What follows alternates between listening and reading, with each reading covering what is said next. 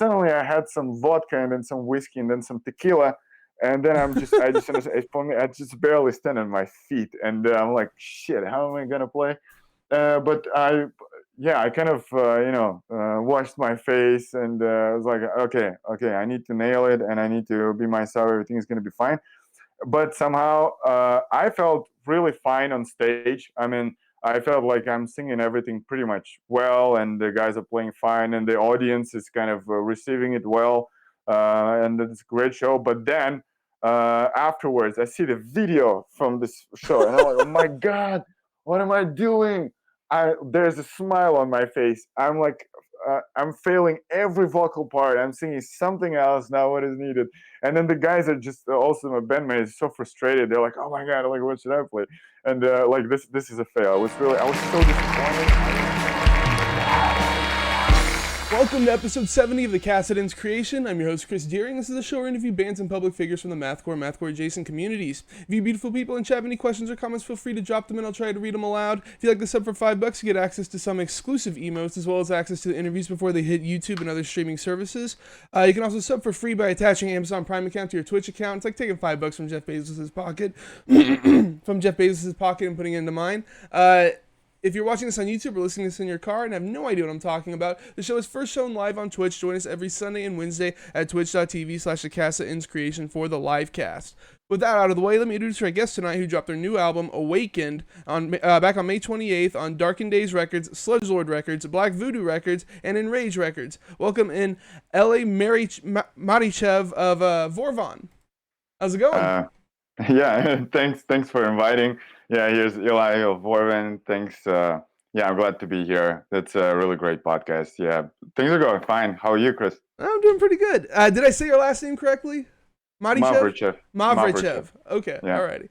I'll try not to say it again because I know I'm going to say it wrong. Yeah, I can just say Eli. That's fine. Yeah. So after doing a little bit of research, I think Vorvan means a sperm whale. Is that correct? Actually, in Czech language, it means sperm whale. In Old Slavic languages, it means whale oil or blabber. And we were a bit under influence after of reading the Moby Dick book. And Igor, our bassist, was really a big fan of this one, and he thought that it's so cool. Actually, whale oil. It's something that was driving the whalers and the sailors to get from the whales. And I mean, there was something mysterious about this substance, and we thought, well, that's a cool name for the band. I mean, not many people in Russia even understand what it means. We often are called in the wrong way, or people just come to us after the shows and ask, what does Vorvan actually mean? And then we just explain to each person again and again. But it's a lot of fun. I mean, that's part of our history. I mean, when I was invited to the band, I was invited by Igor, the bassist. It was back in 2011. He asked me to join as a vocalist. We knew each other before. And he's like, we have a new project. It's called Vorvan. I'm like, what the hell is Vorvan? I don't know what the word means. Which language is that? And then he explained to me. So now I'm explaining to everyone else. Yeah. I know your first EP was kind of like the imagery, at least, was like about like the sea and stuff. But after that, it doesn't seem like y'all are carrying that theme with you. Do you wish that y'all were named something else now, or are you still good with this name? I mean, yeah, I mean, we like the name. We like we never thought about changing it or anything like this. And first EP was not fully conceptual. Yeah, there was one song that was called Whalers, and we decided to do the artwork with this sea theme and all these fishies and whales. It was a lot of fun, and kind of our logo was carved on the whale, and we always wanted to kind of support some activists that were protecting the sea life and stuff like that, because still there are certain countries that keep whaling allowed, actually, like Japan and Faroe Islands. Some crazy stuff is happening. So that was kind of important for us. But then as we went a bit further, then also our lyrics became a bit more mature, I would say, and less crazy, less kind of chaotic than it has been before. Then we just decided, okay, we just maybe come back to this concept maybe sometimes. For example, on this new album, within the gatefold cover of the vinyl, you can actually see the whale is kind of a throwback to our early times. And yeah, from time to time we just release some I don't know, some artworks or something related to sea life. For example, we have now the Octo Queen art for our new T-shirts, and then there's a lady that has kind of a octopus tentacles from her face and all this stuff. I mean, that's a lot of fun to kind of yeah, do this throwbacks and Easter eggs in some of our new artworks and releases. That's awesome, man. So you guys formed in 2009. You were mentioning a little bit of it, but how did the whole project come together? Um, the band was founded by Johnny. That's our guitarist. He has moved to Moscow from Norilsk, which is a city in the very north of Russia. It's within northern polar circle. It's super cold there and stuff. Yeah, and he moved there 1 year after our bassist Igor moved from the same city. They knew each other since teenhood probably. They started a band which was called Tombstone Pile Driver in Russia. It's They called played what? some sort of Tombstone Pile Driver. It's Tombstone like Pile Driver. That's I think sick. that that's the name of some a special combo by the Undertaker in some wrestling or something like this. Okay, I don't know the okay. details. Yeah, they played some kind of progressive metal, mathcore, chaotic stuff back in I think 2007. They started something like this. It was a lot of stuff. I've been their fan, and I knew the guys. I was attending their shows. It was a lot of. I mean, the mathcore and chaotic kind of scene was not that big even in Moscow, although it's a multi-million city. So the community was small. Everybody knew each other, and I think I even wanted to try myself as a vocalist for that band, but for some reason we never actually made this tryout. And then and then at some point, Johnny left the band and started his own project, Vorvan, in 2009. He wanted to make a bit more, well, as he told me that he wanted to make something a bit more straightforward, something a bit more rocky, do like more rather cool riffage rather than playing with crazy time signatures or polyrhythms, something like this. And yeah, he tried different musicians for 2 years. He tried finding the drummer, the bassist, and the vocalist. And yeah, I mean, he never found the great lineup that could actually he could do music together. And then he invited Igor from Tombstone Pile Driver, and he was for some time playing in both bands. Igor joined, and then it was 2011. They quickly found a drummer, and then I joined as a vocalist. And I joined the band in September 2011. They already started they already recorded the first demo, so we were starting to record the first EP, Sailing the Vastness of Oceans. And yeah, Nice. basically I couldn't much influence already the guitar parts or anything like this. Basically just wrote vocals, and then we started tracking sessions, released the EP next year, 2012 in February, and then did the kind of the release show right after that. It was just horrible. Actually, yeah, I'll tell later about this maybe. Yeah, but yeah, and that's how it started. And there was this kind of a core members, me, Johnny, and Igor, and yeah. Since then, we didn't have many lineup changes. Alrighty. Y'all did release a couple of EPs between 2012 and 2013. Now it makes sense why there was this big gap between when the band formed and the EPs actually releasing.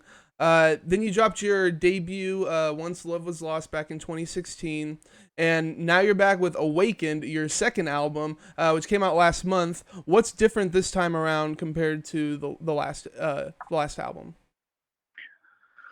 Well, I would say that we probably found our sound that we've been chasing for a while, and every EP we were trying different experiments as with the music, then with the sound as well. And Once Love Was Lost was really much more mature album than everything that we released before. But I would say there was a lot of mistakes that we made during the recording process because we were actually doing the tracking at our own studio in Moscow, and then it was mixed in the West, in the US. And we made certain conclusions, what things we could do better. And then we're recording drums at a separate place this time. So I would say we just invested much more time into making the recording process much better, and the end result, the files that could be worked on with by mixing engineers and mastering much easier to handle and much easier to produce the desired outcome within the short period of time.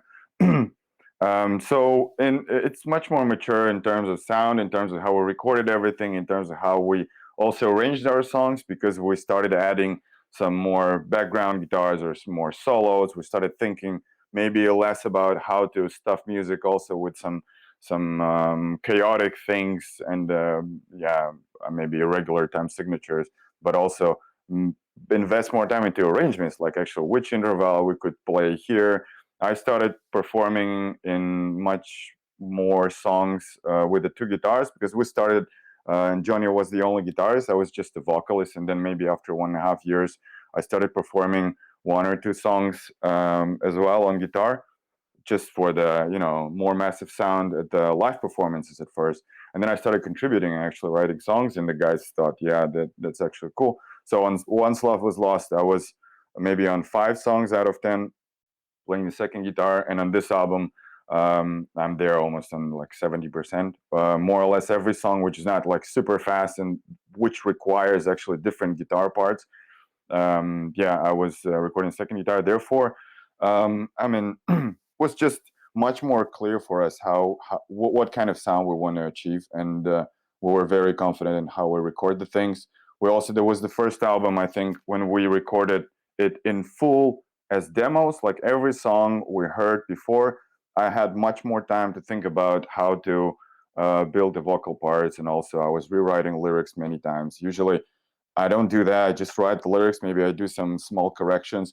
But this time, certain songs where I just, okay, I wrote the lyrics. I don't really like it. I will just rewrite everything from the beginning. I think on The Greatest Threat, the song which we released the music video on, I think I rewrote the lyrics entirely like 5 times or something. I was really not happy. And the song is so polyrhythmic, actually combining like 3 different parts. And I was like really struggling to make the vocals, vocal parts actually sound as I would want them to be. So we just really invested a lot of time. We worked on this album for almost 5 years. Certain songs that were included on Awakened were written even before we released Once Love Was Lost, maybe back in 2013, 2014. Oh, So they were geez. just, stored for a long time. We're working on some new material. And then, we just grab all the songs. We had maybe like 20, 30 different demos. And then we thought, okay, which songs we could actually use for this album. And it shouldn't be like too diverse. I mean, a lot of people tell us, yeah, guys, your music is very diverse. And this album is just crazy. It's just 1 hour. Every song is so different, but it could be even more diverse. That's true. We had some selection to do from all the stuff that we wrote, and I think we're quite happy with the outcome in the end. So we really did a job that we're satisfied with. Nice. Well, I would hope so after 5 years, like a long time. Yeah, yeah. uh, Didn't actually feel like 5 years to me. It was, yeah. Once Love Was Lost was released probably just 2 years ago, but the pandemic and all this stuff, and I was stuck in a different country right now. I live in Germany, and the rest of the band are in Russia. We just finished the recording of Awakened. I think when the lockdown just started, I had just the last chance to fly back to Germany, and then I didn't see the band for 9 months. But jeez. there was a good timing because I was working on some. I mean, we all were working some minor arrangements, like record some keys that we could do remotely, record some background guitars, and then actually investing time into mixing and all the preparations, like artwork, stuff like that. So, yeah, we were very lucky. If we did the recording sessions maybe even a couple of weeks later, then it could have been not released by now, definitely. Hmm. Well, speaking of releasing, you dropped this on 4 different labels: Darkened Days Records, which is actually your record label, Sludge Lord Records, Black Voodoo Records, and Enrage Records. This must have been like a feat to organize. How did you guys hook up with all these labels? Well, yeah, yeah, for us, as a band, we're not into much label activities. We just want to simply play the music, get it released somehow, and then get some copies to sell at the shows, like pretty much like everyone, every band. We don't want to deal with all this organizational stuff, but we wanted to. It started with Once Love Was Lost, because the EPs we were releasing sometimes as only as CDs, and one of them would just drop digitally. And it's not much fun, because the fans were coming to us and they're like, "Hey, have you got vinyls or cassettes or something?" We're like, no, not really. And then we decided, okay, for the full length album, we really need to release it on physically. And then that's how we found the first label. And then we were just emailing everyone who is releasing more or less the same genres of music, same kinds of bands. And one or two labels responded to us, and then we just kind of chipped into production of the vinyls because we have double LPs because the both albums, both full lengths that we recorded were very long, so you can't really release it on a single plate. It would be just some frequencies would be cut. So Right. it's a double LPs. We wanted to make it look cool. On the Once Love Was Lost, we had a booklet with 32 pages of the art because we had Jesus a Christ. collaboration, with Hal Rotter. That's a great artist from the U.S. and he really kind of put into art something that he heard from our lyrics. So every page was dedicated to a certain song from the album.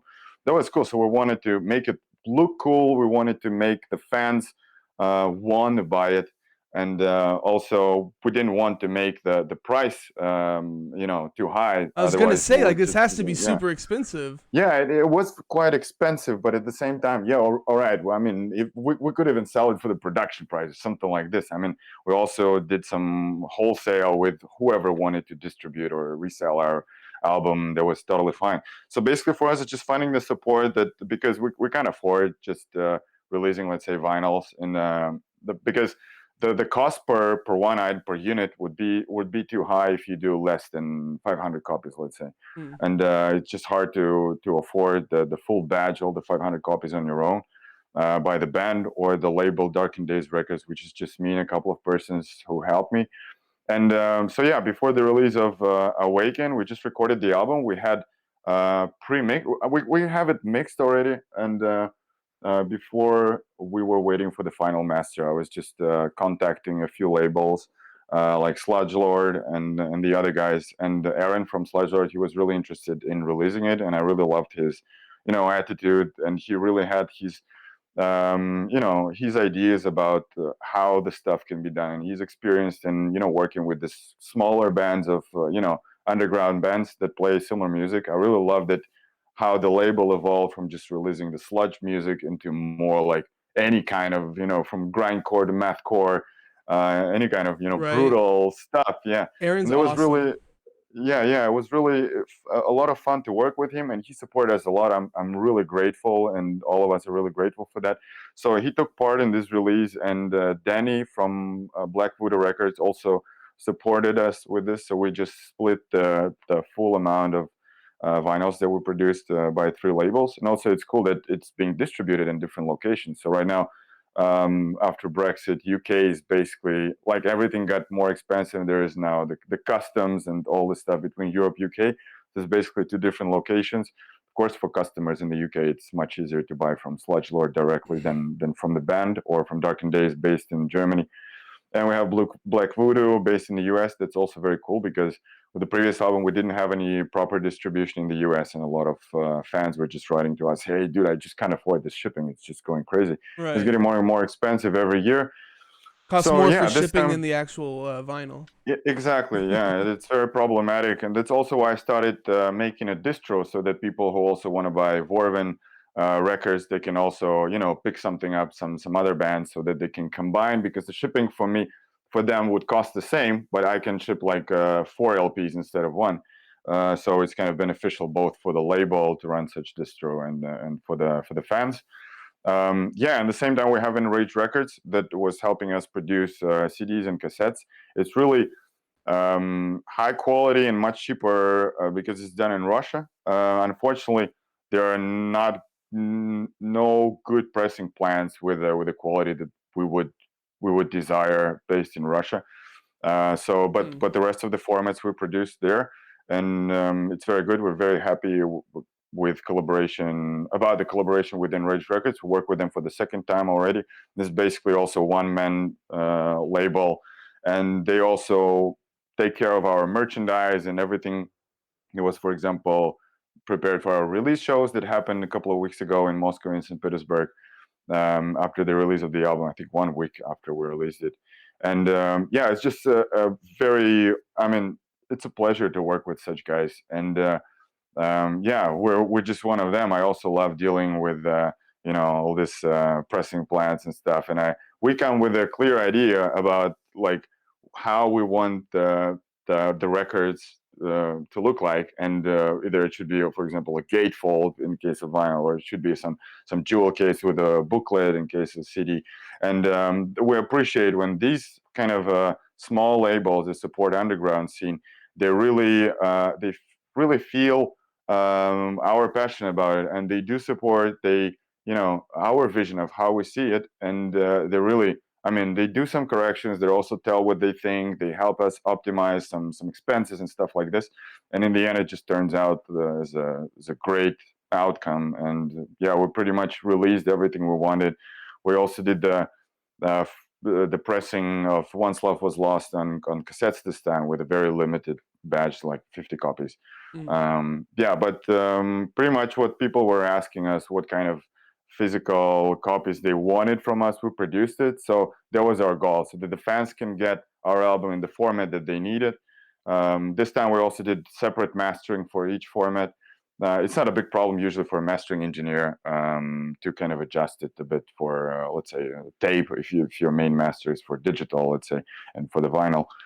Right. And yeah, so yeah, we're happy, but of course it takes some time to find an agreement with all the labels, and especially waiting for pressing plans with all these delays related to COVID and other stuff.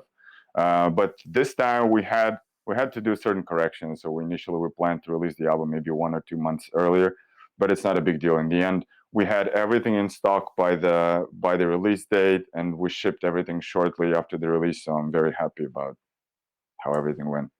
Hell yeah, man. That's awesome. You're able to get all these, bring all these labels together and get everybody in on your project. You guys are known for combining multiple genres together. I would say about half of the riffs kind of sound like something that like Iron Maiden would play or like a power metal band. And you also have it's like southern rock riffs, and you got grindy sections and melodic sections. Is combining all these different genres an intentional thing, or is this just kind of how things play out? I don't think it's intentional. I mean, we always no, it's not intentional to combine different genres. We just want to play what we like. And let's say if one of us just wrote a new song and then just sends to the others, "Hey guys, here's that's the song that I wrote. What do you like?" For example, I can say, like, if Johnny just sent me a song, I'm like, "Hey dude, yeah, this riff maybe I don't really like. Maybe we could replace it with something similar." But I mean, you keep the same tuning, same scale, more or less. You just do minor arrangements around it, some adjustments, and then it turns out into some mix of different genres. Yeah, exactly, because yeah, of course, like, I mean, we all of us contribute into the music that we write, and maybe one of us is more focused on, I don't know, like heavy metal kind of riffs. Maybe the other one is more writing more like a grindcore kind of riffs. But in the end, every song combines, yeah, a bit from different genres. Yeah, mostly you find it in the riffs, of course, because um, yeah, it's kind of sort of a guitarist, and yeah, I think it happens unintentionally, but we never have the veto of like, oh no, that's too brutal, or this song is just too much. I don't know, too much blast beat. That's not gonna sound cool, or this song doesn't have any blast beat, so we should add it, or something like this. No, we just as long as we like how it sounds on our own, that we just believe, yeah, there will be at least one more person in this world that will like this song as well. So yeah, let's just keep it like that. But yeah, I mean, still we'll work a lot on the arrangements, and sometimes the one song could be just completely recompiled many times, and then eventually we just go back maybe to initial version even. So it's just yeah, a lot of digging into each song. Of course, some of them are not much rearranged. Sometimes we just change the full ending of the song, but keep the main part. Sometimes we even write like two different songs, but then we decide to combine them together because yeah, also we don't use many different keys normally, maybe like 3 or 4 on the album. So sometimes it's just easy to combine something. Hmm. Is there ever like a riff that you wrote that you wanted to bring in but nobody else was like feeling it? Well, that happens all the time, to be honest. I mean, all of us have the same situation. We actually, since we mostly work remotely on our music, there's, let's say, the main songwriter who brings the song. It could be any of us. Then just sends to the others. We try to make it at least, sounding like a whole song. Maybe it could just lack a bit of, variety. Maybe some riffs could be not like completely well thought through, but at least it's some song. We usually put some, some synthetic drums so that we all have a feeling how it should be, sounding. Basically, a guitar and the drums, and then yeah, everybody's just giving it a listen and tells the opinion. And so many times, it's just you work on the song, for example, for a few days or even weeks, and then you finally send to the guys. You're so excited, and they're like, no, I'm not sure. No, not really. And you're like, oh my God, that's so awful. I spent so much time. But that's just how it is. I mean, we can't release something that we're all not happy with. Right. Therefore, it's really for the songs, it's hard to get through all this, natural selection process within the band. But still, we're trying to be not too picky because, I mean, of course, we understand that each of us can get disappointed if the song is just no, everybody's unhappy with. So we try to find ways how to make the song. Like if I tell my bandmate that yeah, this song I don't really like it, but from my perspective, these things could be changed. So at least I can bring some arguments, or maybe I can suggest something. Maybe I can just contribute into this tune as well, and then eventually it turns out much better. But I think we already have progress in doing this, so we're invalidating much less songs than it used to be before. Mm. Do y'all have like a document or something with like a bunch of riffs, like of songs that you would like be like, oh no, that's not great, but let's like save the riffs, like on some kind of document or something? No, yeah, I think each of us has a certain, project where everything is just recorded, at least the guitars, maybe some drums as well. So of course, everything I share with the guys, even when the song didn't make it into, or like the idea or some riffs didn't make it into the end song. Of course, I keep it somewhere, and we all have demos, of course, on our devices and laptops. And sometimes it just, it's nice to get back to certain song that just left aside, and with some fresh ideas, with a fresh view. Because I mean, if you work on the song within a period of a few days in a row or maybe weeks, then your ears are not so open. You need to have some other perspective. And when the guys tell you no, it doesn't really fit, or we have another view on this, then getting back to the same song after some months with a fresh view and fresh ideas and rethink it, maybe really kind of revamp it. That's a nice thing to do, but I wouldn't say that many. I'm happy to get back to many songs, maybe like 20% from my old songs, but Mm. it happens. But it also, like, as the band evolves, it's really sometimes not much fun to get back to the old songs, because how you felt like 1 year ago or so, you don't really feel like writing something similar anymore, or it just would be hard to enhance the song and not harm the initial idea of what you've been writing. And yeah, but I guess we all have these songs that are left aside, and maybe they will be used in the future. Why not? Valentin Callan in chat says, "What percentage does Butts, who's your bassist, what percentage does he do in writing material?" Well, Igor was one of the main contributors in the beginning. I think he's first of all, he's a great guy for arrangements, and he's our sound engineer. Therefore, basically, he writes his own bass parts all the time. I would say me and Johnny, we're not much even asking him to redo something, or pretty much we're happy how he's arranging these.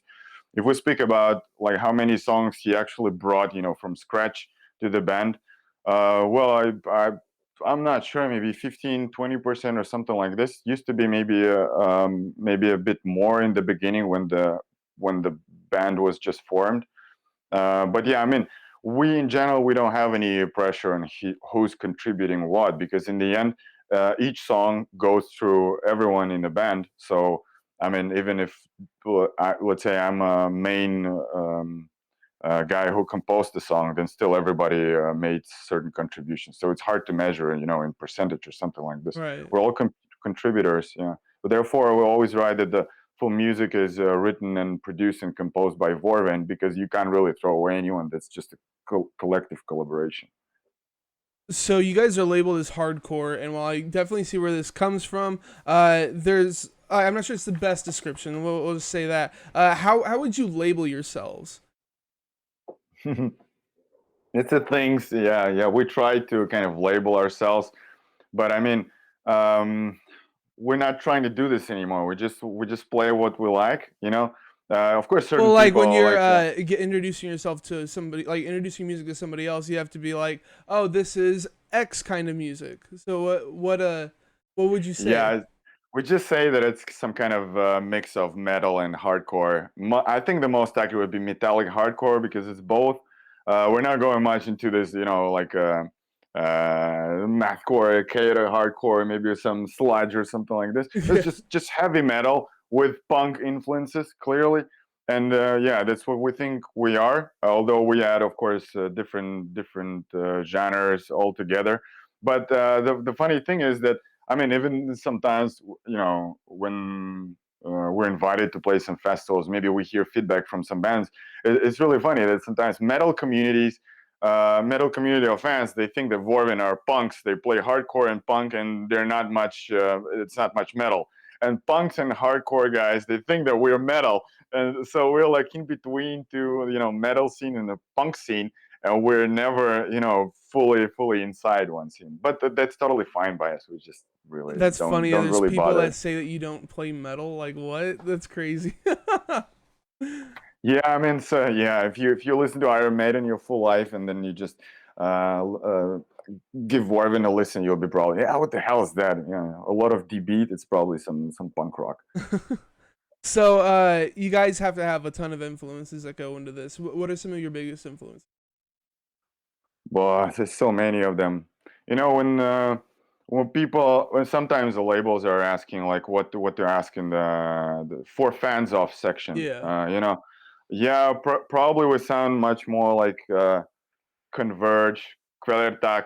Although I mean, Quellertac, it's quite a young band, so I wouldn't say they were one of our influencers, but we sound kind of similar. Well, I mean, the music is quite similar, because we're also combining yeah, kind of heavy metal riffs with some crazy drums and the grindcore parts all together, or maybe it's a bit of black metal as well. Yeah, maybe a bit of in terms of metal, maybe a bit of Mastodon, because it's not really sludge what they're playing, more like just a progressive metal and stuff like this. Yeah, but these are, you know, two big bands to kind of we're not, you know, just looking at them and do something very similar. We just listen to them a lot.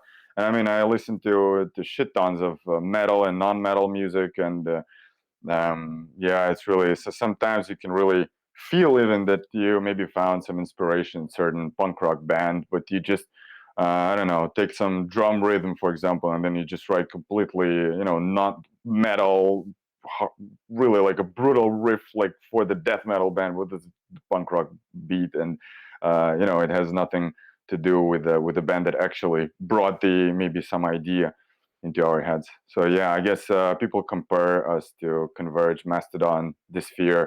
Sometimes with the latest record, we were compared to Nails and Code Orange, because, you know, it's some kind of very punchy sound, and that's what we were kind of trying to achieve also with Brad, our mastering engineer. So I mean, that's cool, because all these bands are awesome. I wouldn't say that we are all fans of all these bands, but some of us definitely are, and I mean, that's a cool comparison. So we kind of like it. Yeah, why not? It is hard to compare you to other bands. Like when you said the Mastodon thing, I definitely see where that comes from. Like there's definitely riffs on there where I'm like, oh, that's something a Mastodon would play. But you're so original. Like you can't really compare you to anybody in particular.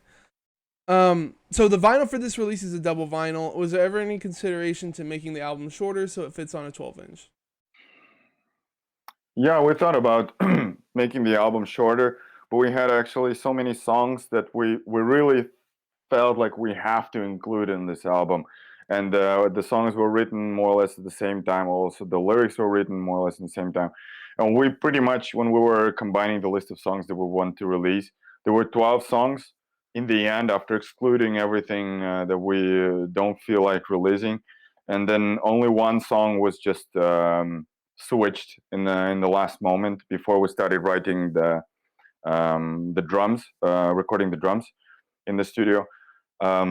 Yeah, we couldn't really make it shorter. Actually, certain songs were a bit longer. Like for example, the last song on Halte Bahnhof from the album, which is kind of a medley song, or I would say more like a post-rock style, like most of the song.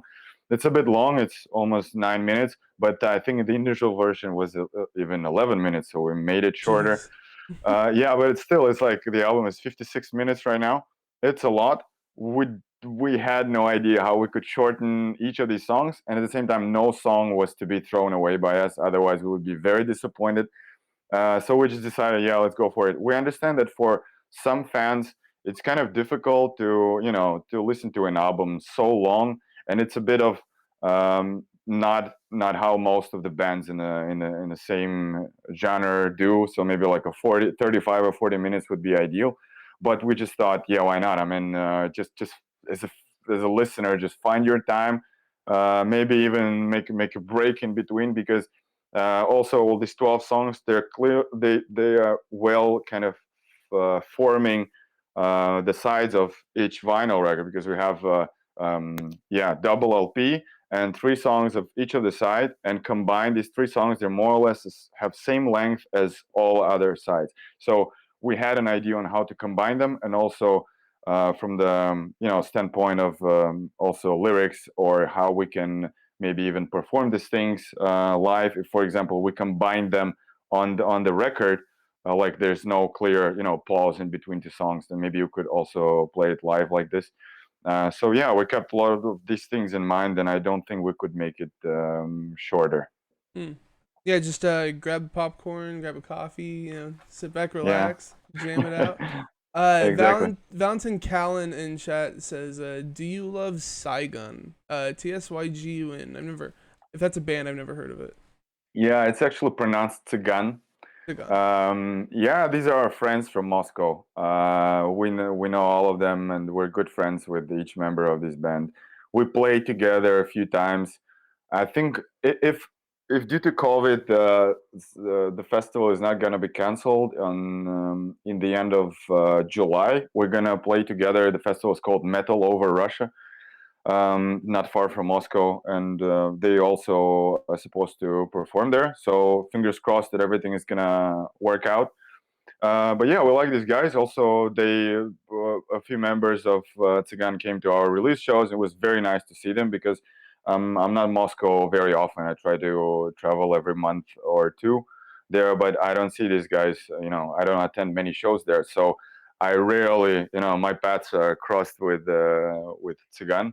But yeah, I mean, we know each other for many years. Also, some members of this band played in other bands, Equal Minds Theory, and yeah, that are now defunct, but they used to play in hardcore and metal scene in Russia many years ago. So we know each other quite well. And I Hmm. love Tsigan personally. I really love their latest album. I think it's really fun music. Yeah. Uh, Valentin Callan said, "Oh shit, no!" When you said Equal Minds Theory isn't active anymore. Isn't active anymore. I guess they were a big fan. Maybe they'll reunite one day, but I guess they're not rehearsing or not playing together for the latest, like, I don't know, like 6 years or something like this. Uh, so your lyrics are mostly similar to other acts in the genre. Serious looks at personal issues, societal problems, things like that. My favorite one has to be Super Scum. I want to do a little read a little bit of it for a second. This season, we don't look great enough. I've heard the fashion chic. No time to waste. We must obtain new stuff. Let's go and buy new things. I also heard the winter's getting cold. Where's my credit card? I can't wait to get this furry coat and wear it in my car. Everything I wish works out just fine. Just check my profile one more time. My dress, my car, my dog, my style. Please get to know the superstar. Please get to know my super scum. That is fucking great, man. These are the kind of lyrics I love, where it's like you take a serious topic and you just like poke fun at it and make it like a joke. And yeah, it's great. Is there an author or like another band or something like that where you're getting lyrical inspiration from, or is this like just stuff that's in your head? No, I mean, yeah, each song has a different lyrical inspiration, I would say, and the difference between Awaken and maybe some previous release that it's from the lyrics perspective, it's much less conceptual. So in this case, on this album, every song has its own, topic for lyrics. But I always like kind of to kind of in a non-intrusive way to make fun of certain things. And I mean, this song is specifically about the latest trends and how the people live and what they actually value these days. Although it clearly has absolutely no value for the others. I mean, people are just they're spreading this stupidity all over the place and everybody's following that. But I'm not saying that it's it's bad. It's just how it is. And yeah, sometimes I just think because the song itself, I write lyrics when the song is almost ready, so at least I know what like how many bars we play certain riff and how long is the full song. Sometimes we can do adjustments just for the sake of vocal parts, maybe add a bit of just extend the bridge or something like this in the shape of the composition. But normally I already have some thoughts on the vocal parts. I have them in mind, and then I just start picking some topic, which I just while I'm listening to the instrumental part of the song, what I have in my head, and yeah, the instrumental part of Super Scum. I mean, there's just this simple riff, which is a main riff, and then we try to make it not so complex. It doesn't have D beats or blast beats. Maybe the ending of the song is a bit more brutal, and it has some kind of the heavy metal riffs, and I also wrote this kind of heavy metal solo, and it's a combination of different things. And I thought, yeah, it sounds fun, so the lyrics should be fun, not so serious, not about like inevitable death or like last days of humanity, something like this. So in this case, I just thought, yeah, that's a cool topic, and I want to sing about it. Yeah. Oh yeah, man. So it looks like your bassist kind of recorded everything for you guys, and y'all sent it off to Kurt Ballou for mixing at God City, and Brad Boatwright for mastering at Audio Siege, like two of like the stalwarts in their field. What was the whole recording process like? Well, this time, basically, we just recorded a demo. So mostly, we record demos remotely, or sometimes we get together when we need to think about certain arrangements on the songs. Then we do it in Moscow at our studio, Pentagram House. And Igor, our bassist, is the kind of the head of the studio, and he's the main sound engineer there. So basically, we can just come there like anytime. We can have long night sessions, or maybe book it even for a couple of days, and just get into this creative process where we can just play riffs to each other and think maybe how we can arrange and enhance the existing demos. So work on these demos remotely and on site. Then also we try to rehearse the song so that we understand, okay, how hard would it be to play live, so Hmm. we don't put something That you'll regret later. unachievable. Yeah. Yeah. Yeah, we also rehearse these songs. They will more or less feel like, okay, the songs are more or less ready. We know the structure. Maybe it's not necessary to include some background guitars or guitar solos, or maybe some keys or other, I don't know, side instruments on the demos. But then we already understand, okay, the length of each song, the structure of each composition. And then yeah, this time we booked a separate studio because we felt like our studio is not best from the acoustic perspective for recording the drums. Hmm. We booked separate studio. It's not far from Moscow, maybe 20-30 kilometers in the Moscow region. So we just traveled there. We had a 2 day session for recording drums for the full album. And it's very drums is very picky stuff because you can't really move any microphone or something like this. So your initial setup, all the symbols and how each microphone is located, can be really changed. Otherwise, it might differ on different Right. songs. It would be a problem with mixing all the stuff. Yeah, and we had 2 day session. We just lived at this studio. It's kind of in a huge facility inside the private house, and we know the guy who is owning the studio. And Nice. yeah, Igor was our main the recording engineer, and we had a trouble actually with the gear and the software on the first day. So basically, half of our time was just spent on trying to fix the things, and then we recorded the drums for an entire album within 1 day. And I can say that Max, because that Jesus was Christ, my dude. personal, yeah, my first experience with Max in the studio, in the same band, and I was really fucking amazed by how he handled all the drum parts. And he's like a machine. So we were there for, I don't know, like something like 12 or 13 hours without many breaks, Good and he God. just nailed the album. And the source files in the end we had in such a great quality, and there was not much work for engineers, to fix some minor stuff or to balance. We also didn't trigger anything, so it was just awesome. And I was like, wow, dude, you really nailed it. Because I had some feeling that we might need to prolong the stuff in the studio. Also, I needed to leave after 2 days and go back to Germany. And I thought, shit, so probably the guys need to finish the recording without me. So it was very stressful, but we made it in the end. We were extremely happy with the outcome. And yeah, we recorded the drums. Then about the guitars, it's a bit longer process, and we use the reamping. So basically, we just write all the guitars, and with some emulators, so they will more or less understand what the end sound is going to be. And yeah, record them within 2-3 months at our studio, song by song. Sometimes leaving certain parts for the end, like also the arrangement guitars and background guitars. And yeah, recorded bass and the guitars within these 2-3 months. And then I was flying to Moscow for a couple of vocal sessions. Also, I mean, it's important to understand that we love to do the recording all together, so that if one of us is not happy with certain part, or maybe has some suggestion, that we could do it really on site and try to improvise maybe a bit, and yeah, find something that we're all happy about. Because remotely it could be such a waste of time, and also not so efficient. So yeah, I was flying to Moscow, and in terms of vocals, especially extreme vocals, when you need to really take a lot of takes and a lot of backing vocals as well, you can't really record more than 2-3 songs in one evening.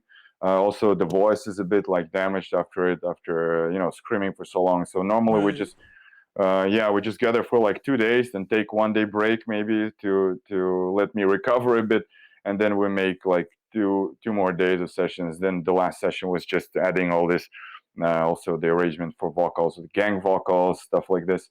Yeah, and then it was pretty much ready. Then we added all these keys, and I was recording bouzouki. That's also a string instrument, kind of guitar-like I instrument. was gonna ask you what that was, 'cause I saw the credits Yeah, for it. yeah. I What mean, does that I look think I like? think I can show you actually. Just a moment. Okay, okay. Yeah, that's called Irish bouzouki. That's the eight-string instrument. Uh, Jesus Christ, dude, that neck is kind of. so thin. Like for it being 8 strings, holy crap.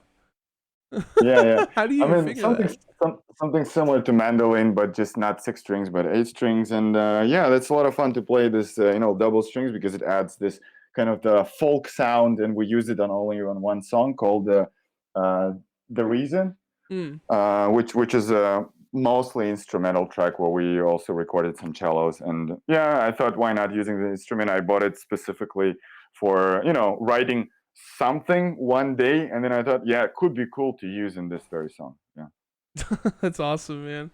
What was it like working with Kurt Bellew and Brad Boatwright? Well, it's fun. I mean, these guys know what they're doing. That's the most important. Right. And yeah, I mean, we work with them already for the second time, because they also worked on Once Love Was Lost. And I mean, there was I mean, exciting for us to work with Kurt for the first time, because we sent him our demos. We also talked to him if he would be willing to work on our music, what would be his expectations from the source files from that we send to him and stuff like this. Because yeah, I mean, when he's the recording engineer, he's a mixing engineer, that he's basically a producer of the whole stuff, and we didn't want to send him something that he would be struggling to work on, and also that inflate the time that he would need to spend on the album, because he's very busy guy and he has very tight schedule. So yeah, we just wanted to make everything properly. Therefore, we really even re-recorded some parts for Once Love Was Lost, even some yeah, a lot of the guitars, and actually and some drums, to make it comply with the requirements, or at least what Kurt is desiring to receive, to make the work sound good. And this time there were no surprises. I mean, we already knew how the guys are working, both Kurt and Brad. And yeah, I mean, everything went pretty much smooth. We had to wait a bit, yeah, due to their schedules. Also, we were not sure when exactly we'll be able to finish the album, and get everything ready. But yeah, I mean, we tell them what we think the sound should be. Also, we do the reamping on our side, so basically, there's not so much space where the mixing engineer can move about, let's say, the sound of the guitars and stuff like this. So, I mean, they're not wizards or something to just make a great sounding album out of the shitty sources. But of course, then they're Right. not going to work with the stuff that is badly recorded. So I mean, everything works well. We also like after our first experience with Kurt and Brad, we did a lot of um, improvements in how we do the stuff, so that it's more comfortable for both us and them to work on our music. So yeah, it's been fun. Yeah. Nice, nice. You had a couple of guests on here. Anastasia Skortsova. I'm just not even gonna say it. Anastasia did cellos on track 7. You have Johnny Liuba and Philip doing gang vocals on track 8. Are these just friends of yours, or are they involved in Just other yeah, projects? just friends of ours, Okay. Johnny, Luba, and uh, and Philip. Yeah, these are our friends. They were just at the studio or hanging with us when we decided to record some gang vocals. And you just need a bunch of people. So basically, these were 4 of us and these 3 guys, and just we do a few takes of the same line or something multiple times, and it just creates this choir effect Right. or gang vocals. Yeah, and Anastasia Skvartsova, she's the cellist for the band called Nebula Come Sweet. They're based in Moscow. Initially, Initially, they're from Minsk, Belarus, but they moved to Moscow a few years ago, and these are our friends. So she's a full-time member of this band. They play sort of, I would say, the post-metal, progressive metal type of music. Quite interesting band. So if you have time, then definitely check them out. And I think they're going to release a new album really soon. Yeah, so they have cello on, I believe, all of their songs. And yeah, we knew Anastasia from. We also played with these guys together. I think once when we were actually headlining the show, and yeah, we spoke to her because I wrote the cello parts at home, but to be honest, I'm a very shitty cello player. So in the end, I just decided, yeah. So if I record, it would be just very, very bad, and we needed a professional or like cellist who can do it well. And she nailed everything. Basically, the source files that I sent her, I didn't even need to specify, where to play legato or staccato or all these things like that. She just, you know, caught it up immediately and just played so perfectly from like 2-3 takes the entire composition. And there's multiple cellos, so there are like I believe 5 or even 6 parts, especially in the ending of the song. So yeah, I mean there was a cool experience. We never actually recorded live cello before, but yeah, this song kind of required it from what our idea was. So yeah, that was fun. What was her band name again? Her band's name? Nebula Come Sweet. Alrighty, I'm gonna have to look them up. Um, so you did the artwork for this. We've got the art on stream. Looks beautiful. What exactly are we looking at though? You mean the artwork? Yeah, cover art. How? Yeah. Um, well, there's actually a long story about how we did the artwork for this album. Actually, we had an agreement to work with an artist that's not the one who did the art for Once Love Was Lost, but another one. It's quite known artist in the at least in the underground, maybe even in the metal scene, who worked with some bands within the industry.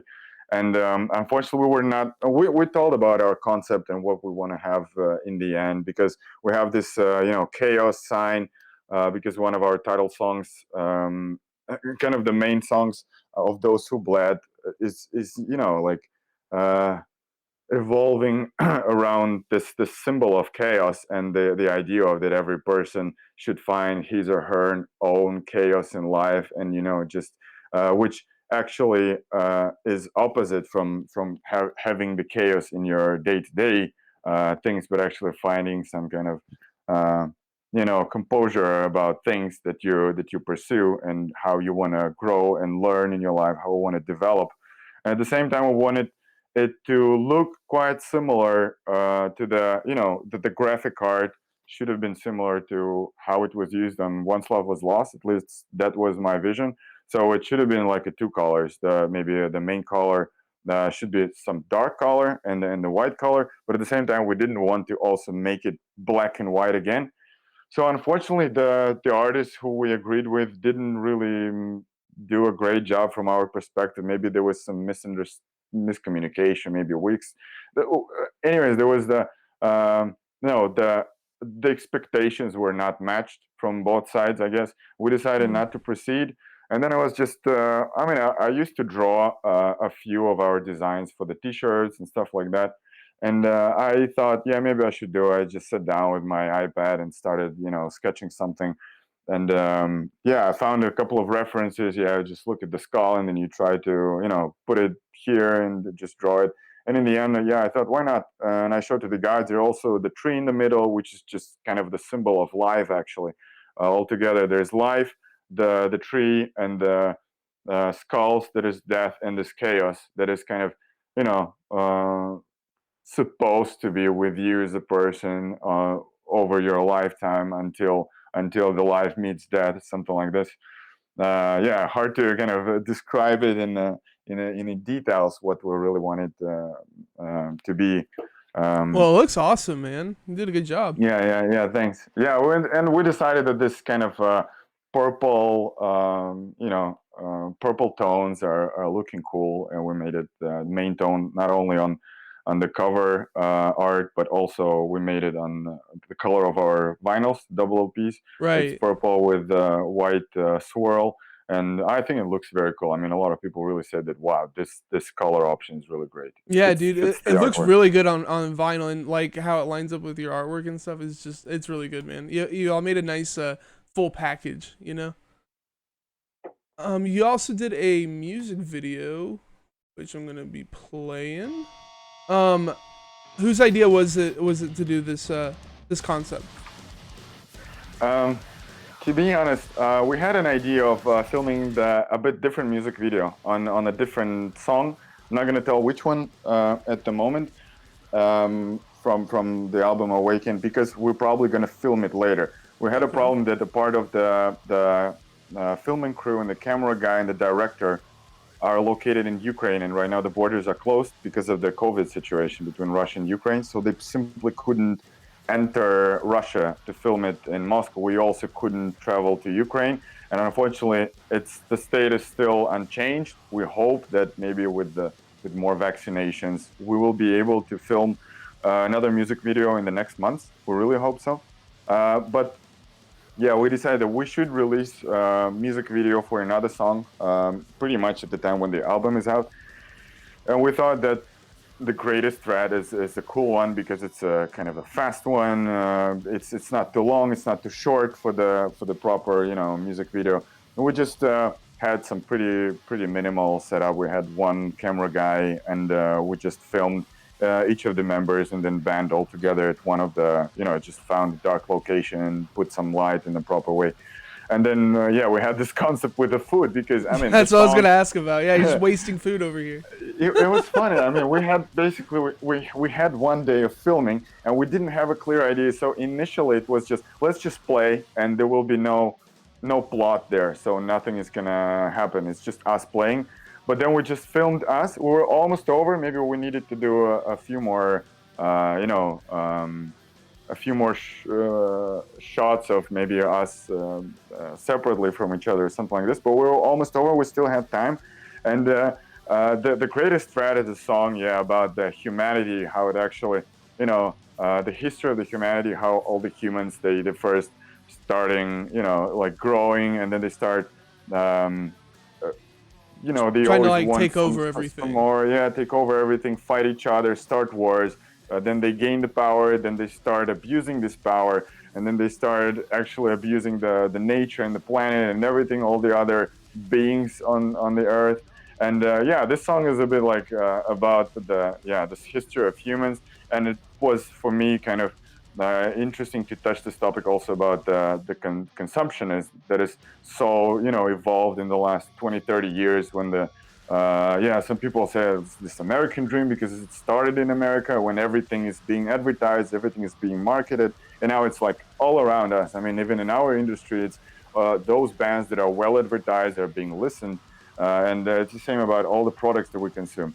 So yeah, it's just important for people to kind of find some balance and how aware they should be about what products they consume, how they consume it, what are the amounts, what kind of what they spend on it, and how it also could be reflected on the life of maybe other people or maybe not even people. I mean, if you buy like an oil made of the palms that are, just being completely destroyed in certain location, and there's like I don't know, thousands of species are probably just being extinct because of that. Then maybe you can switch to another oil and pay maybe $1 extra for the bottle of it, but it won't harm your life, but it might save other lives.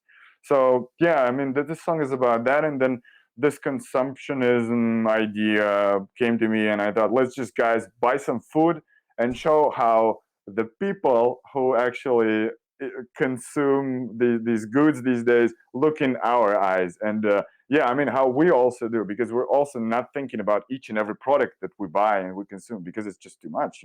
You can spend your lifetime on research, and in the end you won't help anything. So basically, yeah, it's just we decided to make it a bit funny, to show how the people would also probably look in the eyes of the animals. Okay. Yeah, and something like this. And we thought it's quite cool concept. We shot a few scenes, and it looked quite funny to us. We decided to include it, and I think it maybe not fully matches the full concept of the lyrics of the song, but it kind of fits one of the main parts of the lyrics. Right. So I'm quite Fits the happy theme about of it. the whole thing. Yeah. Speaking of food, we have a question that we ask everybody here. How do you dress your hot dogs? uh, yeah, I'm a good question. I don't know. I love mustard. I mean, I don't eat many hot dogs because I'm not a meat eater. I'm a vegetarian. Okay. But yeah, if the sausage is made of vegetables or something or Right. soy, yeah, I might have a hot dog. I would definitely put mustard, maybe barbecue sauce. I always like some onions, fried or fresh ones. Yeah, that's Okay. that's a must-have, I would say. Getting kind of interesting there, mixing together the barbecue and the mustard. That's cool. Hey, whatever floats your Yeah. boat. But you guys have been around for a long time. I'm sure you've played a bunch of shows. What's your best show? That's a very good question. I don't know. We've had a lot of shows. I mean, from perspective of how many people attended the show and how we were perceived by the audience. Yeah, maybe one show comes up to my mind. It was, I think, 2013. We played as a supporting act to Napalm Death in St. Petersburg, Russia, and it was a cool experience because Nice. we never played with them before. And I mean, for me, I started listening to like grindcore and death metal and all this like extreme kind of music from Napalm Death that I bought when it's the CD that I bought when I was like 14, and then next year when I was 15, I came to their show. So for me, it's like almost idols, within heavy music. So we had an opportunity to play with them. We were invited by the show promoter, and it was fun for us to see actually how the guys were doing their sound checks and how just interact with them a bit. They're so kind of open. They had a big tour all over Russia and Eastern Europe, but they're so open just to come, just come to our dressing room and say, "Hey guys, yeah, we're playing tonight together," and we're like, "We know, yeah." So it's kind of fun, but there was a lot of people. I think there were like maybe 4 or 5 thousand people in the hall, and Jeez. the funny stuff was, yeah, people actually were very positive about our performance. There was nothing like some people are like cheering maybe in the first rows, but the rest are like, when are the guys gonna stop playing? I'm waiting for the headliner. There was not actually visible anything like this, so all the people were just going nuts, and there was a mosh pit. And yeah, I was stage diving there, which not daily happens with supporting acts. And in the end, the yeah, even the person who was selling the merchandise, at the show. There was, yeah, Napalm. I think it was their first show in Russia, and they had only one shirt design. It was not very fancy, and we had a couple of shirt designs. So a lot of people who were coming there to just buy a T-shirt and support the bands were saying, "Okay, is this Napalm Death shirt? Yeah, maybe this design is not the best. What is this? Oh, that's Vorvan. Yeah, I'll get this one." So and the salesperson was telling us, "Guys, you oversold Napalm Death actually, and your T-shirts are sold out." And we're like, "Wow, that's cool." I mean, that's just a coincidence, of course. But this was one of the coolest shows, and we had a great chats with Napalm Death, and especially with Danny, their drummer, such a great guy, and I mean the rest of the band. Also with Mitch, he was still performing with Napalm Death those days. So I think since 2015, he's only performing at the studio and not playing live with them anymore.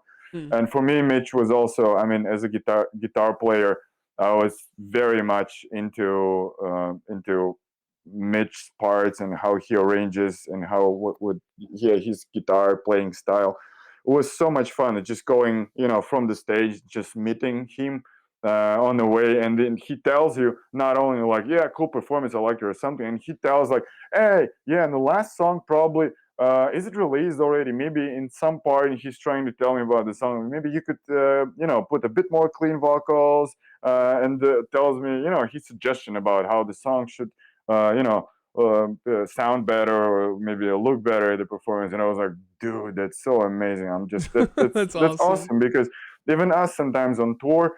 I mean, we're playing in smaller venues, but when we are headlines, which is so tired sometimes, we have absolutely no time to check the previous bands. I mean, of course, I'm trying, but sometimes you're so in hurry, you don't have a proper sound check. The food Right. is being brought, you need to eat quickly, or you need to go to the van and do something and prepare. But that was so awesome. I would say that's one of our best shows. It's been already like almost 8 years since that show. I mean, of course, we had a bunch of other awesome shows. Actually, the last show that we played in Moscow, almost 3 weeks ago, uh, actually yeah, I think like 15 or 16 days ago. It was just awesome. Was that your first show back since COVID? Yeah, we had two shows: St. Petersburg on Friday, and next day Moscow. Since COVID and since the lockdown was over in Russia, the regulations were really seized to a minimum. So the smaller venues, maybe up to 500,000 people, they could be just full house without any restrictions. And we were very lucky because right now the restrictions are coming back because there are more cases daily there right now in Moscow. We're very Ooh, lucky that with the timing. sucks. Yeah, we had full house in Uspech. That's the location in Moscow where we play. We're so happy to see so many fans and so much. They were all coming, and I was just telling Marsh I didn't have enough hands because I didn't pick some enough people to help me out. But it was just surprising because the reception of the album and how people received it was so nice. Everybody was just coming to us, people who we know, who we don't know, just random fans just telling their opinion about the album, and then what was happening in the hall while we played. I mean, I was happy about our performance because we didn't play for 1.5 years before these two shows at all live since Damn. Yeah. Oh, 2019, I guess and you guys can't even practice with each other, right? So were y'all just kind of uh, practicing on your stuff on your own? yeah, I mean, I practice a lot just at home because I mean, we have demos, we have the album recorded. So I Right. kind of before I came to Russia for these two shows, I was just for a couple of weeks, like every evening, 2 3 hours, just playing songs through to just not forget, keep all this muscle memory. And I mean, it's also important when you kind of to also read the lines, try to sing them at home, so that you don't forget the lyrics as well. Right. So yeah, we all pretty much know what we need to practice in order to Did be in a y'all good like shape. Yeah, practice at all before the show, or was that the first time y'all were yeah, together? we practice 3 4 times before we actually play Okay, shows. good.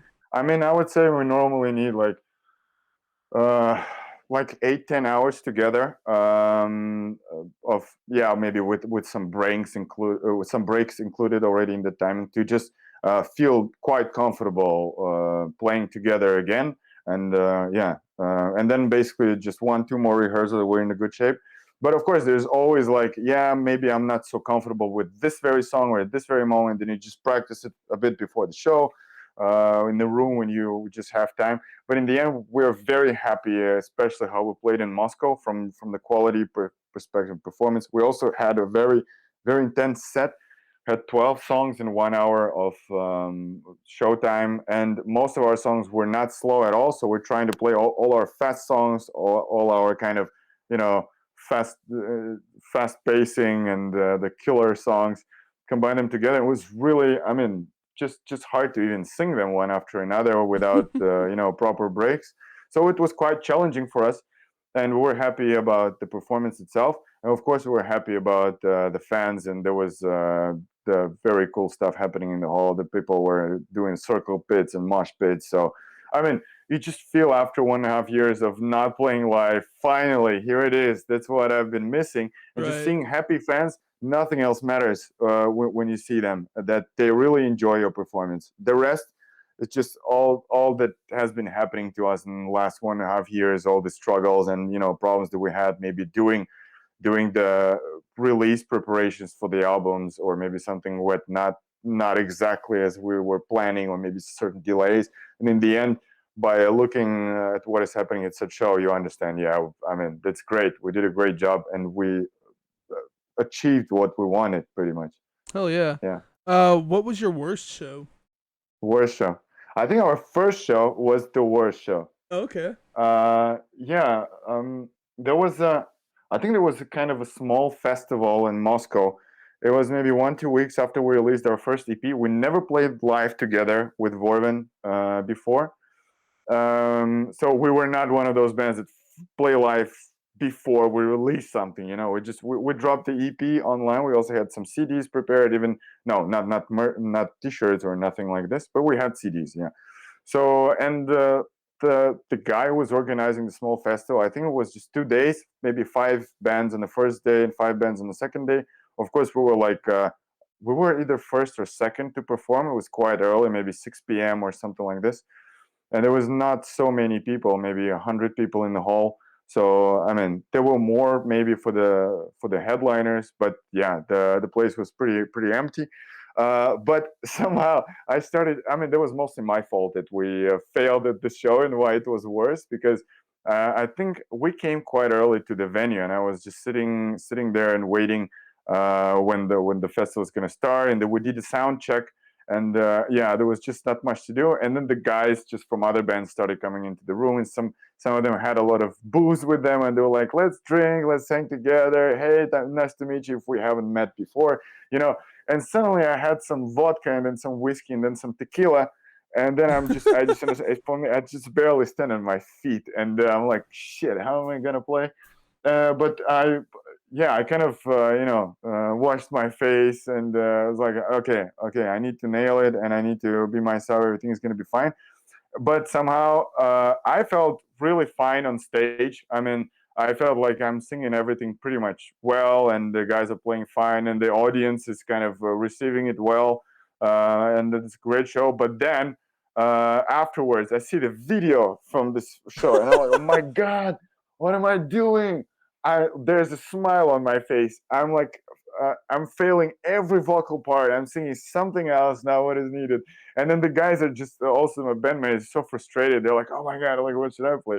And like this is a fail. I was so disappointed. I was so That's awesome. I was asking the guys to forgive me for that.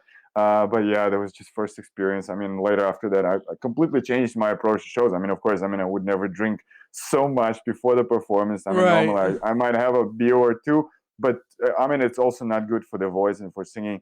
So mostly we don't drink before the shows, and we made it as a rule already, like maybe 8 years ago or 7 years ago. Yeah, because I mean, in the end, we suffer because we don't deliver the expected quality, and the fans are like, "What the hell? I paid my money to see the band live, and they're doing this just." It's not disrespectful to people, and I mean, I That completely sucks, agree. man. So yeah, that was definitely the worst show, the first ever show. What about your weirdest show? You ever played any place weird? I think in the past I've had bands that played at like an ice cream parlor. I had another band playing at an elementary school for fifth graders. Hmm. You ever do anything weird like that? Yeah, we played in the kindergarten Shut up, once. really? Yeah. We played in Russia. The location that I don't know. I think it's town. Maybe it's a village. I think it's a town called Grizavet.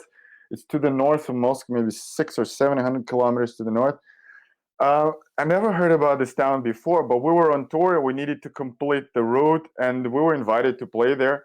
And I think we even played with Tsigan at this show, at this venue. And yeah, it's a kindergarten because there are no other places in the town where where any bands could play. I guess there's just no venues. And the guy, some local guy, he's really a fan of different extreme styles of music. So he was really, striving to bring more and more local underground cool bands to play in his hometown. Although there were not many people who actually understand this kind of music, and I think maybe there were like 30 or 40 people at the show maximum. It was super weird because I mean the place. I mean it's a kindergarten. We were basically yeah, the So meal it's was like served it's at like there's like artwork and stuff up on the walls of yeah, like yeah, what yeah, the yeah, kids made and exactly. shit, and like the desks Yeah, are in the room and stuff. That's hilarious. yeah, it's I mean that's so unusual. And then even when you go out to have a cigarette in between the performances or something, you go out on the street and there's some weird guys. They're so drunk. There's some guy with a classic guitar behind his back, and he's like so drunk, looking at me. I'm just having my cigarette, not speaking to anyone. I want to go back to the venue, and I'm not sure where this guy came from. And he was like, "Hey, are you from Moscow? I see." I'm like, "Yeah, yeah, I'm from Moscow." "So you came to play here? You're a musician, right?" I'm like, "Yeah, I'm a musician. Yeah, I'm gonna play tonight." "Is a guitarist?" "Yeah, yeah, I play guitar." "So play something." And he gives me his acoustic guitar. I'm like, "Sorry, mate, I don't have time for that right now. Maybe some other day I'll play you something on your guitar." He's okay, I'll play myself. And he just, like three chords, basic chords, and stuff like this. And I'm like, wow, that's crazy. And I didn't want to go far from this kindergarten because the street, there were no lights at all. It's just so dark everywhere. I was just afraid because there's something unknown outside, so unusual. Yeah, but the show was in general great. I mean, the guy who organized everything was done so well, and the accommodation catering was just awesome. That's But crazy. that Was was it like definitely kind of one like a of the weirdest ones. backwoods place? What? Is it kind of like backwoods, like out in the country somewhere, or like what Yeah, kind of yeah. I location? mean, it's far from big towns, from big cities. I don't know how many people live there. Maybe like, well, Russian size. Yeah, maybe 10,000 people lives there or something, or Okay, maybe 30,000. It's a town, I guess, but yeah, I mean, quite far from actual civilization. I guess most of the people, if you need to buy something, I don't know, some iPhone or something, you need to go to another place, to another right. city or another town because there's nothing, just grocery stores or maybe something like this. That's Yeah. hilarious, man. Playing at a kindergarten. I think you just won now. Um, let's see here. So, you run Darkened Days Records. Do you have any like releases coming up soon or anything like that? Let's see. I mean, actually, Dark Days Records was created just to release Vorvan stuff.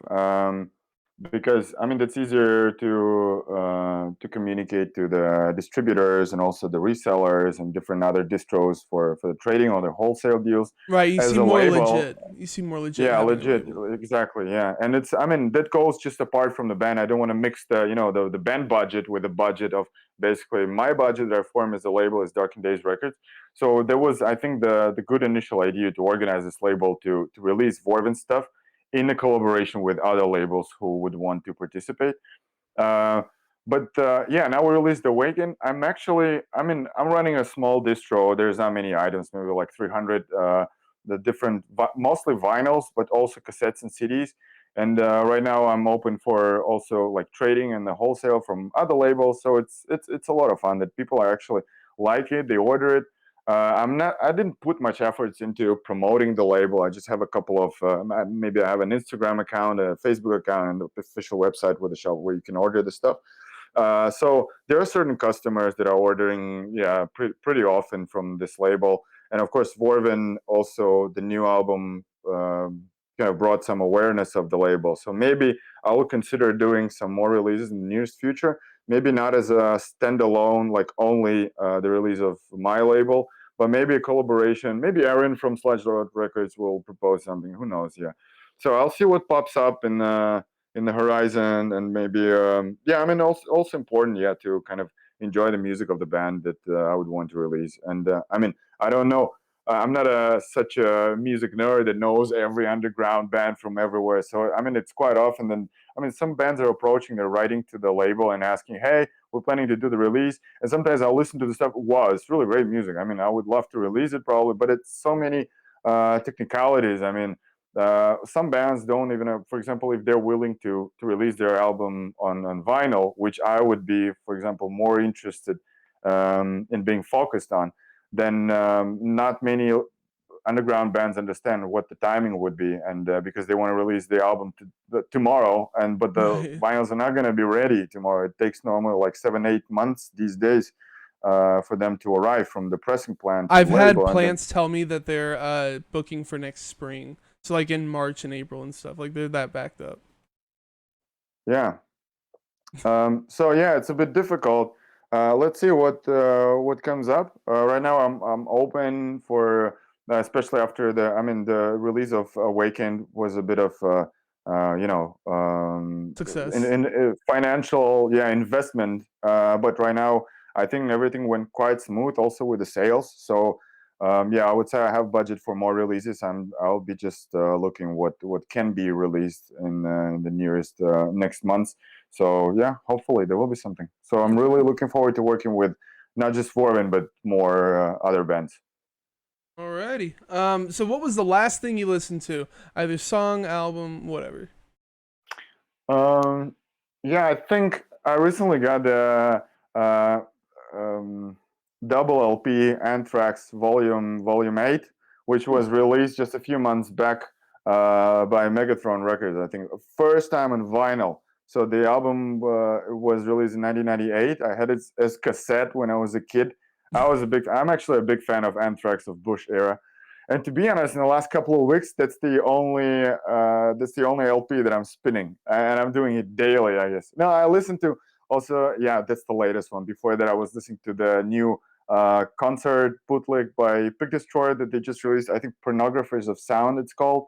A Hell yeah. brilliant one, but I listened only to A side, and I have no time. I didn't spin the B side, but the A side sounds awesome. I really recommend checking this. Really, really good quality of sound. I think they recorded it in Brooklyn, New York. I don't know what the location is, but really awesome. And that's the first time I think I hear the recording of Big Destroyer with bass, because I think they took bass like 2 or 3 years ago into their full time lineup. And also, yeah, with Adam on the drums, and yeah, that's a lot of fun listening to this one. And they also performed songs from I think each and every LP of theirs. So that's the two last things I was listening just today and yesterday. You get Yeah, like halfway through Pig Destroyer and you're like, fuck that, man. We got Anthrax now. Like we gotta jam this constantly. yeah.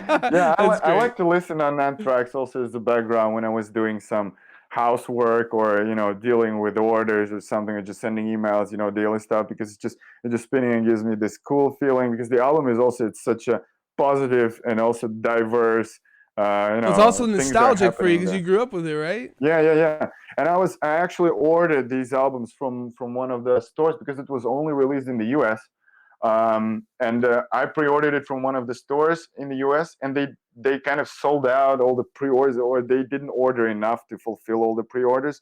So That's I fucked. placed the order, I think in December. It arrived only a few weeks back. So I was waiting for it for almost half a year. Jeez. Yeah. Holy crap, Yeah, I man. finally got it. I also got it with a copy of other re-released albums of Stomp and White Noise. Yeah, Well, I'm glad that's that you got it, man. Jeez, waiting that long for that. That's crazy. yeah. What was your album of the year, either for last year or up to this point this year? Um, Last year, um, this year I'm not sure. I didn't like try to kind of understand, or I didn't actually listen to a lot of releases that were out this year. But for 2020, yeah, I had my kind of the short list of records that I was spinning a lot and that I love. Maybe I wouldn't say the top release. Uh, uh, no, probably I would say I'm a big fan of the new Testament album, and I mean I'm Okay. wearing the Testament shirt. I've been a fan of theirs for many many years, and I think that's one of the thrash metal bands that for me almost never lost its thing. Never Mm. lost its value and never much changed. Also the things that they play, and for me the I think it's called Titans of Creation, the new album. It's really awesome. I love every riff there. I really love the sound, and for me, it's probably, well, in top three albums of 2020. And probably, yeah, I would also say that I really love the Fuck the Facts album that was released Dude, last year. it's sick. It's Yeah, so good. it's really awesome, and these are great guys. Also, they send me some copies to be sold in my distro at Dark Days Records. So whoever wants to buy, we have still a few CDs and LPs in stock. LPs is the second press, and there's a lovely guys. I also, Yeah, I we was had talking. Topin on here. Like, I think it was my fifth interview was with Topin Dawes. So yeah, he's awesome. Yeah, yeah, these are great guys, and I think the third one would be. Uh, there was a band. I don't remember exactly the label where they were released. It's called Laughing in the Face Off. These are the guys playing melodic hardcore, more like a punk rock with a very, uh, you know, I like the riffage. It's kind of sounds like a street punk, but with a very modern sound, and it really sounds metallic. I love the drums there, and it really just great sounding record. I love their videos. These are the guys from the UK, and I got their LP from one of the local stores, I think from Cortex Records here in Berlin, and I really love it. And this is not very well known band from what I see from their social networks and amount of followers, but definitely everybody who feels some passion about some street punk. I don't listen to it much since many years, but give it a spin. That's a great album. The band is called Laughing in the Face Off. Laughing in the face of. Alrighty. Um, you have vinyl, which is actually double vinyl, cassettes, CDs, shirts, and tote bags. What's your best selling item so far? Um, I think the vinyls are the best selling item, but we just produced so many more vinyls than CDs or cassettes.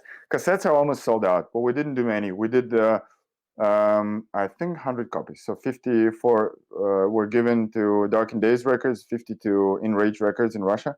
I think we can get a bit more, and also Sludge Lord Records were selling it as in their distro.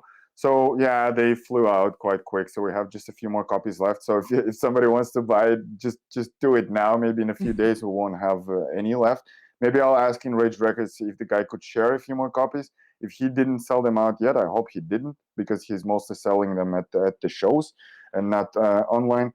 But yeah, no, it's going to be quite a rare item, but that's no problem. We can always reprint it if there will be some additional demand. It's not a problem. I mean, with cassettes, it's quite quick stuff. It's not like with vinyls. Yeah, and the t-shirts going also well. We have 3 new designs, and I would say there is no trend that people are buying one design and not refusing to buy another one. So they're sold quite evenly. Tote bags as well. I mean, people are buying everything. I like I this. was gonna ask, so like Uh, tote bags sell pretty well, or yeah, tote bags sell pretty well. They actually were sold very well at the shows, because I don't remember exactly the brand of the tote bags that we used, but we made sure that it's really great quality. mm, It probably can contain not like 15 LPs at the same time within one bag, maybe a bit less, but the quality is really great. It's comfortable to wear, and yeah, it has this expandable bottom kind of when once you put the stuff there. oh, fancy. And yeah, maybe I should take a bit more pictures and post in our Bandcamp and the label website so that people actually see what they're gonna buy. But everybody who saw the tote bags in real, they're like, "Wow, that's a cool model. I really want to buy it." Yeah, and the art is great, so people are happy to wear it. Yeah. Hell yeah, man. Well, that's about all I had to talk about. Unless you had something else you wanted to bring up. Um, no, I think we're good. Alrighty. So if you're looking for a great fresh take on hardcore, you should check out Awakened, Vorvan's newest album, which dropped back in May through Dark and Days Records, Sludge Lord Records, Black Voodoo Records, and Enrage Records. You're on Facebook, Instagram, YouTube, and Bandcamp. You're also on all the streaming platforms. Are there any social plugs that I'm missing? No, I think that's pretty much. Yeah, yeah. Alrighty. I mean, you can find pretty much every links on our Instagram of Vorvan, where to buy stuff, where to, if you're in the US or Europe or any other location, and everything is there. So just follow us, and yeah, if there are any updates, and we actually plan to have one more. I would say, yeah, maybe I'll reveal. We'll have another surprise in the next weeks, or maybe in the next month, for the people who love vinyl records.